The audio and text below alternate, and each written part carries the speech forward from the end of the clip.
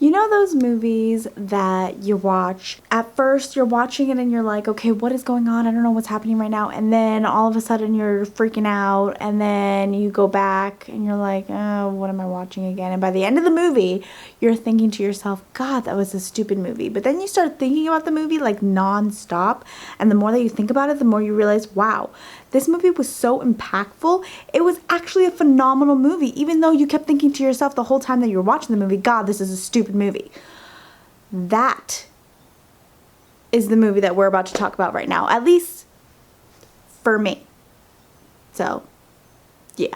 Guys, welcome back to my channel. I'm about to talk about a movie that I've been wanting to talk about for the past 2 months. We're going to be talking today about the movie Hereditary, and the reason why I started off this video so doubtful is because I've come across maybe a total of 2 or 3 movies in my life that I thought were horrible movies.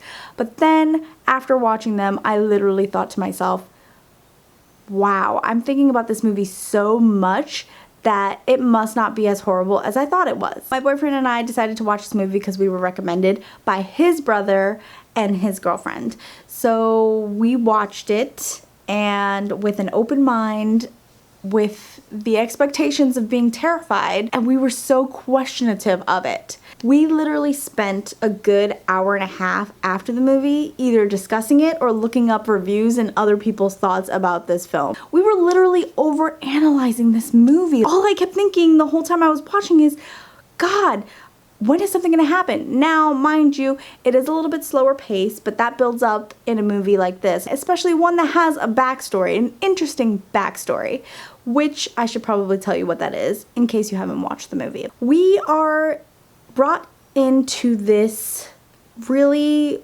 sad beginning of a story where this family loses a family member overall, specifically their grandmother.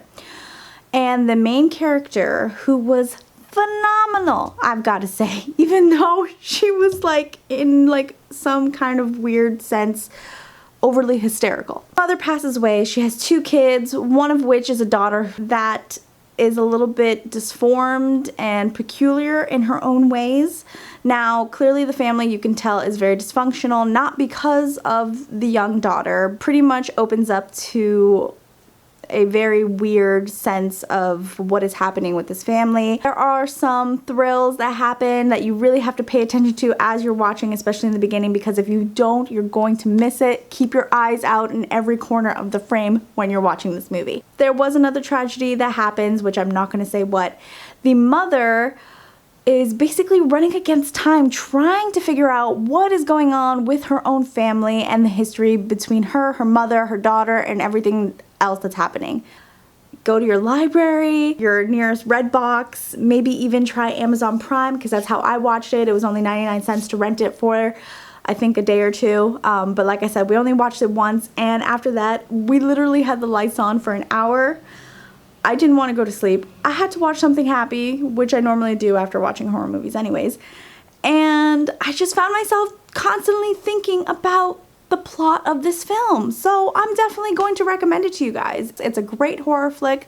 I definitely might add it to my horror library. Right up here at the top is not as big as I would like it to be. That being said, I will probably be adding this movie to my library in the near future when I get a chance. This film is just beyond twisted, and props go out to the cast. Alex Wolff, who you've seen in many other things, like the live-action Death Note, what else have you said? Fault in Our Stars, and a few other things that you may have recognized him. Toni Collette was the main character, the mom, and she was, without a doubt, one of the best characters in a horror film. Scream-wise, panic-wise, terrifying-wise. There was just some moments that her facial expressions and her emotions were just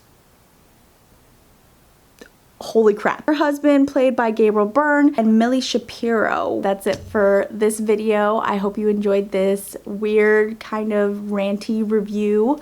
And if you did watch Hereditary, please let me know what you guys thought in the comments below. I'd love to just talk about the details of it, like rip this movie apart in the best way possible, of course. And if you haven't watched it and you plan on watching it, let me know, because I really want to hear your guys' thoughts. I really want to know what you thought of the movie. It's just something that you kind of need to talk to somebody about, because there are so many theories.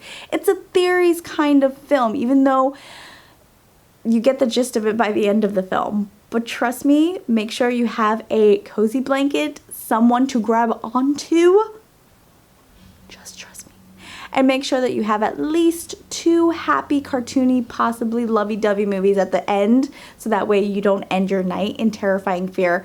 Also, leave at least 1 light on, close all the doors, and look up in every corner of the ceiling of your home. I hope you guys enjoyed this video. If you did, please give it a thumbs up. Don't forget to hit subscribe or hit that bell, just so you can get notified every time a new video of mine comes out, which should be very, very soon. I hope you guys have an amazing day. Stay spooky, and I will see you guys in the next video. Okay, bye!